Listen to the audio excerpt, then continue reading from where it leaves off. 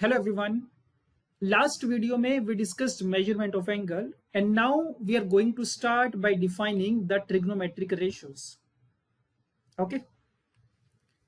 तो one thing is trigonometric ratios are defined for acute angles और इनको define करने के लिए we take the help of the right angle triangle. तो यहाँ पे हमारे पास एक right angle triangle है and in this right angle triangle let us assume that angle B is 90 degree and angle A is theta. Then this side AB is called the base of the triangle and BC is called the perpendicular length and AC is called the hypotenuse. Yeah, so this is the terminology that we are going to use. तो इस right angle triangle की help से we define 6 trigonometric ratios. One is sin theta. Sin theta is defined as perpendicular upon hypotenuse. Then we have cos theta, that is base upon hypotenuse. Then there is tan theta, which is sin upon cos, in fact, sin theta upon cos theta. और उसके बाद इन तीनों के reciprocals define करेंगे. tan theta का reciprocal cot theta, cos theta का reciprocal is secant theta and sin theta का reciprocal is cosecant theta. So these are the 6 trigonometric ratios that we have. Fine. Now let us define the trigonometric functions. तो trigonometric ratios तो हमें पता चल गई. अब trigonometric function क्या होते हैं ये डिस्कस कर लेते हैं. ओके. अब ट्रिग्नोमेट्रिक फंक्शन के लिए ना we are going to learn one very important concept and that is called concept of unit circle. Concept of unit circle. देखना इसको ध्यान से. So unit circle means a circle of radius 1 unit. Fine. So suppose this is my coordinate axis, x-axis and y-axis, and let me consider a circle of radius 1 unit whose center is at origin. तो इसका centre हम origin पे मान के चल रहे हैं और रेडियस मान के चल रहे हैं 1 unit. So clearly this point will have the coordinates 1, 0. It will have the coordinates 0, 1. This is minus 1, 0 and this is 0, minus 1. Now please see. Now if I consider some point P on this unit circle such that the ray OP makes an angle X with the x-axis. तो OP वाली जो रे है वो x-axis के साथ x के angle form कर रही है. अब अगर मैं P से एक परपेंडिकुलर ड्रॉप करूं लाइक दिस, तो first of all clearly OP वाली जो लेंथ होगी वो 1 सेंटीमीटर होगी, radius of the circle. And now in triangle OPM, in triangle OMP, if I use the trigonometric ratios sin x, so sin x will be equal to PM upon 1 and cos x will be equal to OM upon 1. This is the result that I am getting. तो इसका मतलब इस right angle triangle की जो sides हमें मिल रही हैं वो कौन कौन सी मिल रही हैं. This is cos x and this is sin x. और अगर ये लेंथ्स cos x और sin x है तो क्लियरली P के जो कोऑर्डिनेट्स होंगे they are also cos x and sin x. So this is the important result now that unit circle के ऊपर अगर मैं कोई भी पॉइंट लूंगा ना उसके जो कोऑर्डिनेट्स होंगे वो cos x और sin x होंगे. cos x इनफैक्ट क्या रिप्रेजेंट कर रहा है, P पॉइंट का ओरिजिन से जो हॉरिजॉन्टल डिस्टेंस होगा दिस इज cos x और जो वर्टिकल डिस्टेंस होगा वो sin x होगा. Correct. So this is how we are going to define the two functions now, that is sin x and cos x. तो function क्या होता है, फंक्शन में एक इनपुट हम देते हैं और उसके कोरस्पॉन्डिंग एक आउटपुट जनरेट होती है. तो इस केस में if I treat sin x as a function तो इसमें इनपुट क्या ट्रीट करी जाएगी, x को एज एन इनपुट ट्रीट करा जाएगा और उसके आउटपुट आपको क्या मिलेगी, ये जो वर्टिकल डिस्टेंस आएगा ना P पॉइंट का x एक्सिस से जो वर्टिकल डिस्टेंस होगा दैट इज sin x. तो अब इसका मतलब ये कि इस पॉइंट को P पॉइंट को मैं सर्कल के ऊपर जहां मर्जी रखूं उसके कोरिस्पोंडिंग जो वर्टिकल डिस्टेंस आएगा दिस डिस्टेंस ये sin x की वैल्यू को रिप्रेजेंट करेगा. And this point P can be anywhere on this unit circle. Unit circle के ऊपर कहीं पे भी आप लोग एज्यूम कर सकते हो. उसके कोरिस्पोंडिंग जो वर्टिकल डिस्टेंस आएगा वो sin x की वैल्यू को रिप्रेजेंट करेगा और जो हॉरिजॉन्टल डिस्टेंस आएगा वो cos x की वैल्यू को रिप्रेजेंट करेगा. Fine. So this is how we define the function sin x and cos x. अब ये सिर्फ एक्यूट एंगल्स के लिए लिमिटेड नहीं है, हमने इसको जनरलाइज कर दिया, फंक्शन की फॉर्म में रिप्रेजेंट कर दिया कि हम जो इनपुट रखेंगे वो एंगल की फॉर्म में रखा जाएगा जो भी ओपी वाली लाइन एक्स एक्सिस के साथ फॉर्म करेगी और जो आउटपुट आएगी वो वर्टिकल डिस्टेंस आएगा sin x के लिए और हॉरिजॉन्टल डिस्टेंस आएगा cos x के लिए. Done. Okay. Now let us discuss this particular function y is equal to sin x. So y is equal to sine x is the function. तो अभी हमने discuss करा कि एक यूनिट सर्कल के अंदर जो वर्टिकल डिस्टेंस होता है that is in fact the value of sin x. So this is O, this is 1 comma 0 A, and this point is P, let us say. तो P पॉइंट अगर मैं change करता जाऊंगा, अगर वेरी करता जाऊंगा, तो उससे वर्टिकल डिस्टेंस की वैल्यू भी क्या होती जाएगी, चेंज होती जाएगी। करेक्ट। और इसकी हेल्प से I can plot the graph of y is equal to sine x as well. तो please see now, if this is my x axis and this is my y axis and this is the origin, तो ध्यान देना, अगर ये जो P point है, it lies at a distance, it lies at an angle x, suppose this is the angle x।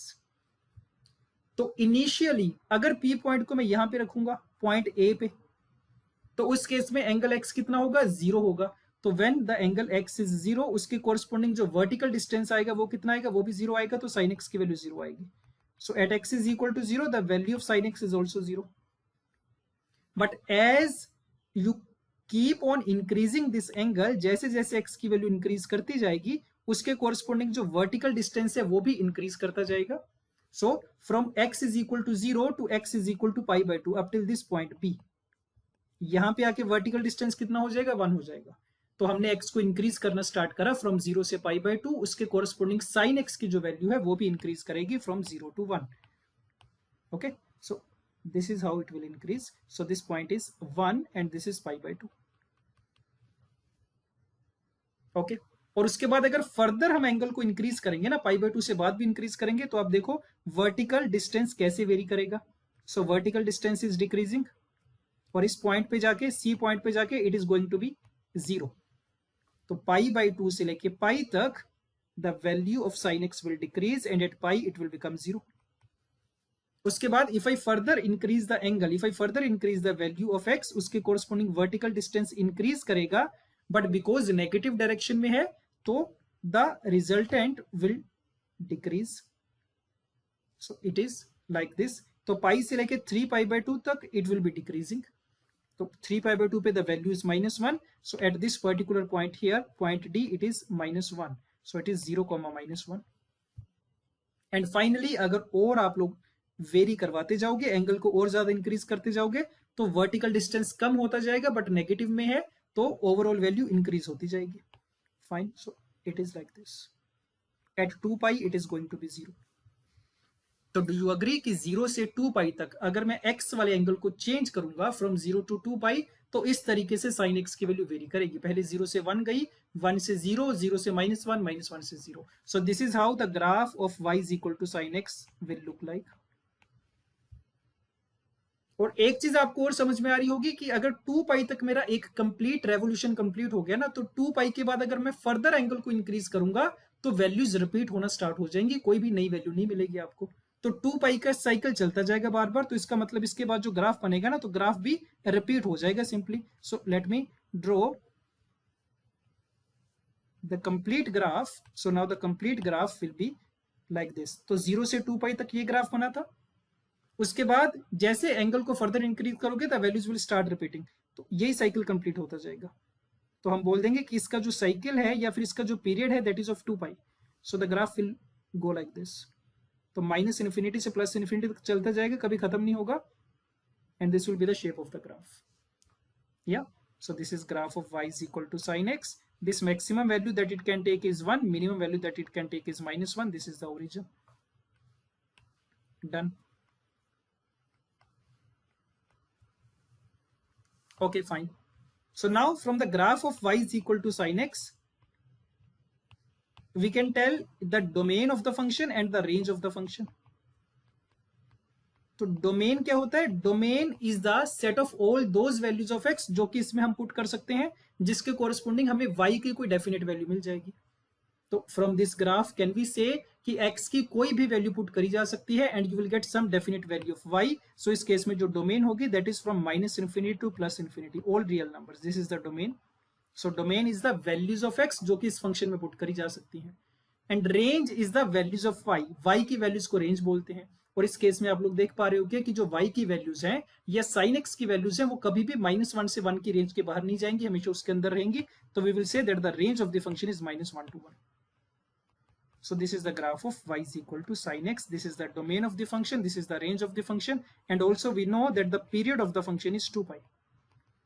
तो 2 pi तक जो भी वैल्यूज आएंगी उसके बाद वो वैल्यूज रिपीट करना स्टार्ट कर देंगी. फाइन, बिकॉज 2 pi तक एक रेवोल्यूशन कंप्लीट हो जाएगी सर्कल की. तो यूनिट सर्कल की हेल्प से साइन एक्स के फंक्शन का बिहेवियर हमने पता कर लिया और उसकी हेल्प से हमने ग्राफ प्लॉट कर लिया. Okay fine. In the similar way, we can plot the graph of cos x now. Let us see. Okay, again cos x के लिए यूनिट सर्कल की हेल्प ली जाएगी. So this is the circle. और हमने ये बोला था कि अगर कोई भी एक पॉइंट P है तो उसका जो x कोऑर्डिनेट होता है that is cos x, right?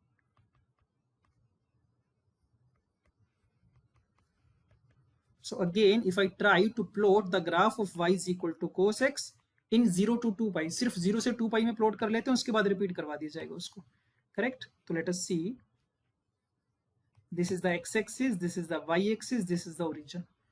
तो चेक करो, अगर x की वैल्यू 0 होगी, अगर point P is here at point A, तो x की वैल्यू 0 होगी और जो हॉरिजॉन्टल डिस्टेंस होगा the value of cos x ये 1 हो जाएगी. तो A की coordinates are 1, 0, right. So when x is 0, the value of cos x is 1. So it will start from here. This is the point 1. Let us say y is equal to 1. तो यहां से start होगा और जैसे जैसे मैं x की value increase करता जाऊंगा तो जो हॉरिजॉन्टल डिस्टेंस है उसकी वैल्यू क्या होती जाएगी, कम होती जाएगी. And finally on reaching point B it will become 0. तो जब x की वैल्यू 0 से पाई बाय 2 तक वेरी करेगी, cos x की वैल्यू डिक्रीज करेगी और पाई बाय 2 पे आके 0 हो जाएगी. तो it will go like this.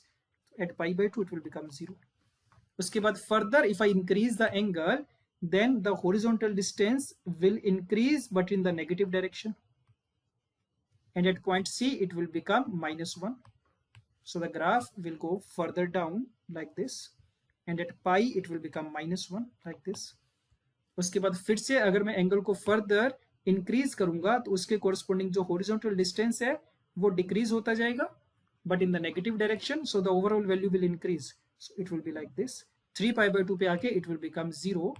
So this is 0, -1, and again after that it will increase. And at point A it will become again 1. So this is like this.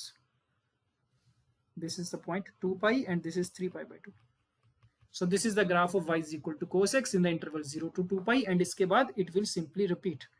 So again I can draw the complete graph of cos x now. So the graph of cos x will look like this.